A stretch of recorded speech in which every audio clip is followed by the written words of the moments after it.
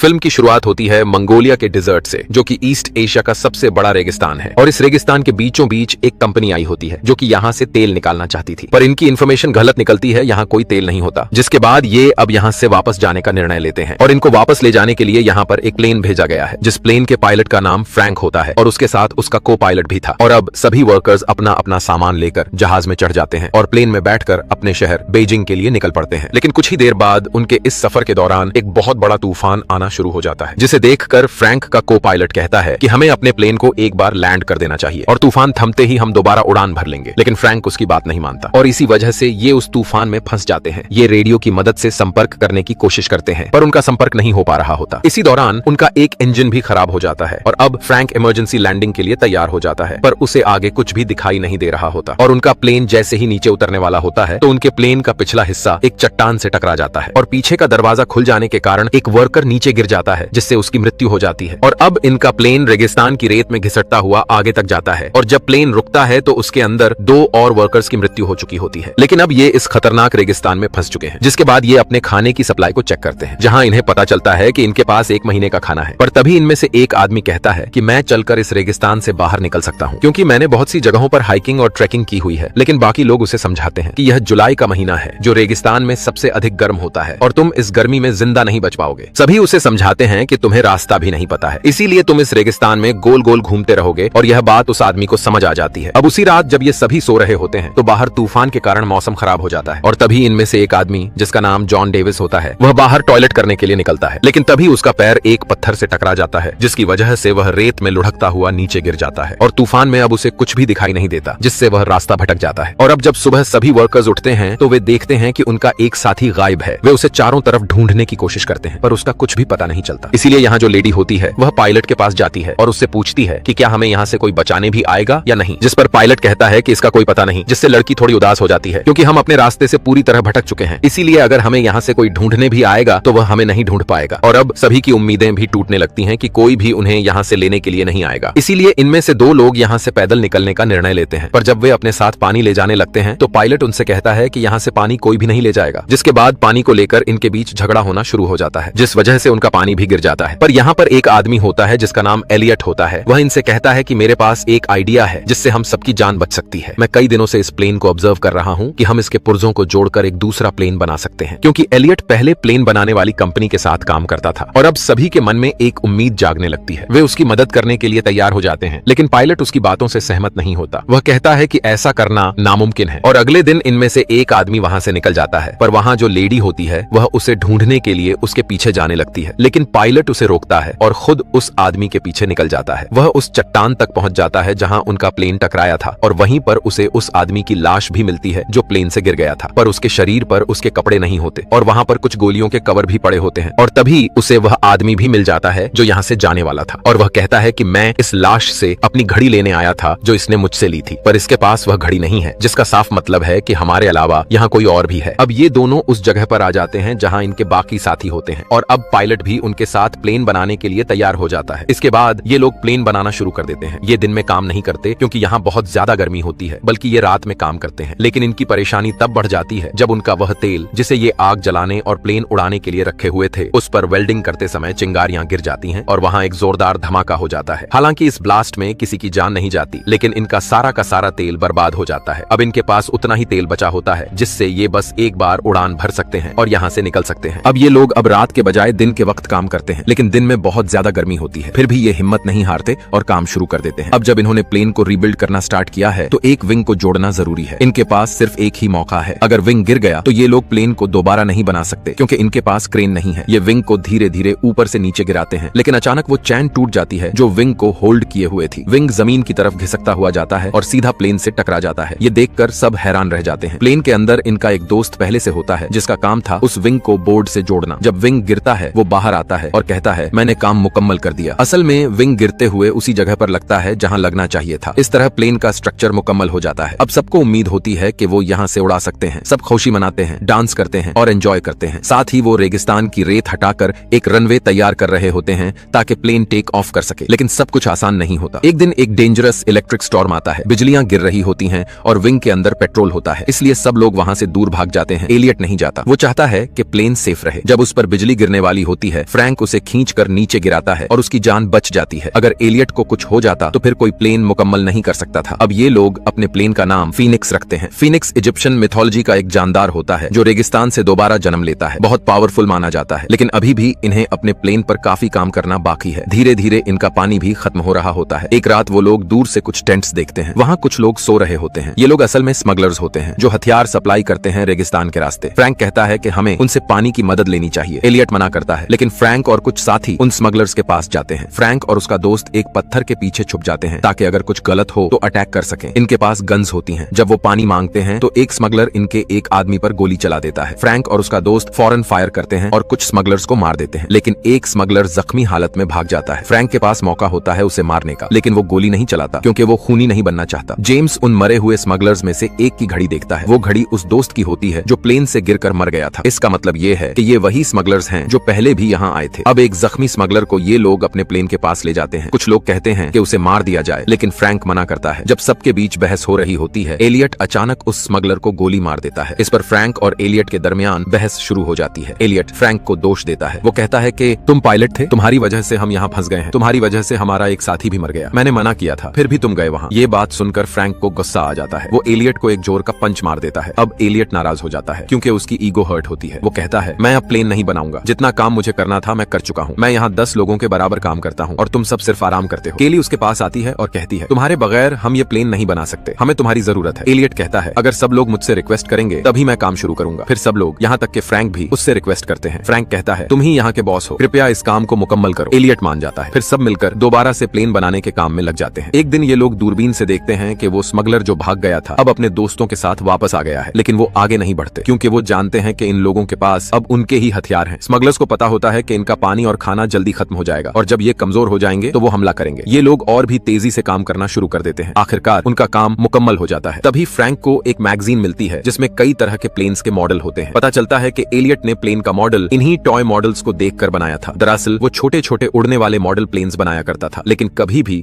एक बड़ा real plane नहीं बनाया। ये सुनकर सबको गुस्सा आ जाता है, खासकर अयान को। वो एलियट के सर पर गन रख देता है और कहता है, तुम हमें बेवकूफ बना रहे थे, ये प्लेन कभी नहीं उड़ेगा, तुमने पहले कभी इतना बड़ा प्लेन बनाया ही नहीं। लेकिन एलियट कहता है, मुझे यकीन है ये प्लेन उड़ेगा। हाँ, मैं छोटे रिमोट कंट्रोल्ड प्लेन्स बनाता था, लेकिन उनमें बैलेंस ज्यादा जरूरी होता है। फ्रैंक अयान को रोक लेता है। तभी तूफान आ जाता है। जब तेज हवाएं चलती हैं तो प्लेन अपने आप हल्का हल्का हवा में उठने लगता है। सब समझ जाते हैं कि ये प्लेन सच में उड़ सकता है। उनके दिलों में जो उम्मीद मर चुकी थी वो फिर से जिंदा हो जाती है। लेकिन ये रेगिस्तान का तूफान था जो प्लेन को पूरी तरह से रेत में ढांक देता है। तूफान के बाद सब उदासी में चले जाते हैं। फ्रैंक कहता है, हमने इससे मेहनत से बनाया है और हम इससे यहाँ से उड़ाकर ले जाएंगे। सब लोग मिलकर प्लेन को रेत से निकालते हैं और खींचकर उस जगह ले जाते हैं जहाँ रेत नहीं होती। वो लोग प्लेन को स्टार्ट करते हैं। प्लेन स्टार्ट होता है लेकिन तुरंत बंद हो जाता है। बहुत बार ट्राई करते हैं और आखिरकार प्लेन चल पड़ता है। प्लेन का इंजन गरजता है। स्मगलर्स इसकी आवाज सुनकर घोड़ों पर हथियार लेकर इनकी तरफ भागने लगते हैं। सब लोग प्लेन के ऊपर चढ़ जाते हैं और विंग्स से लटक जाते हैं। दरअसल इस प्लेन के डिजाइन में अंदर बैठने की जगह नहीं होती। इन्होंने एक बड़े प्लेन के हिस्से से छोटा प्लेन बनाया होता है। प्लेन रनवे पर भागता है और पीछे से स्मगलर्स गोलियां चला रहे होते हैं, लेकिन किसी को भी गोली नहीं लगती। जैसे ही रनवे खत्म होता है स्मगलर्स को लगता है ये लोग गए काम से, लेकिन अगले ही पल उनका फीनिक्स उस खाई से उड़ जाता है। सब लोग खुशी से झूम उठते हैं। महीनों की मेहनत आखिर कामयाब हो गई। इस तरह से ये लोग मौत के मुंह से उस खतरनाक रेगिस्तान से निकल जाते हैं जहां से बचकर निकलना नामुमकिन था। एलियट की फोटो एक मैगजीन में छपती है जहां लिखा होता है, नासा की नई उम्मीद, मतलब वो अब नासा के लिए काम करता है। इसी के साथ ये मूवी खत्म हो जाती है।